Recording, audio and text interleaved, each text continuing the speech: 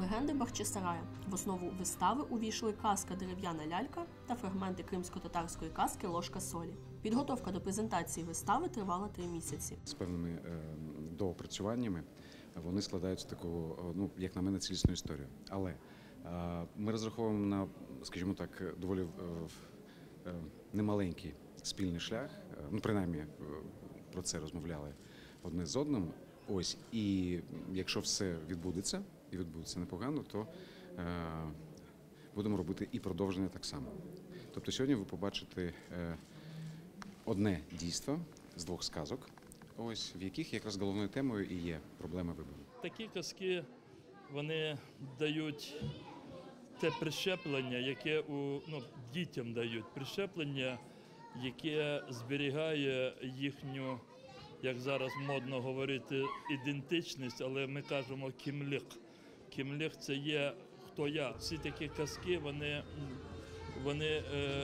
вони вибудовують людину протягом всього життя. Я просто був шокований, що труппі, яка не кримсько-татарська, але вдалося передати дух кримсько-татарських відчуть в цій казці, яка є збірною такою.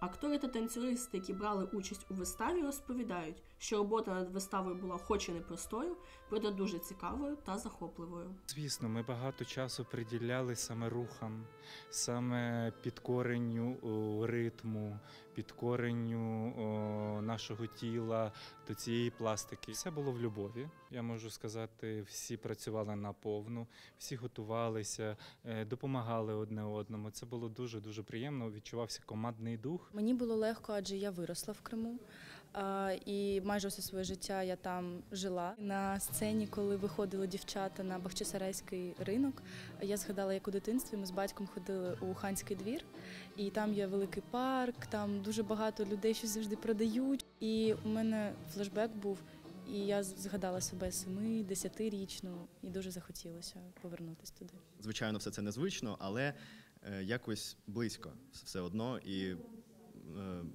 ми змогли цьому, на мій погляд, навчитись. Так.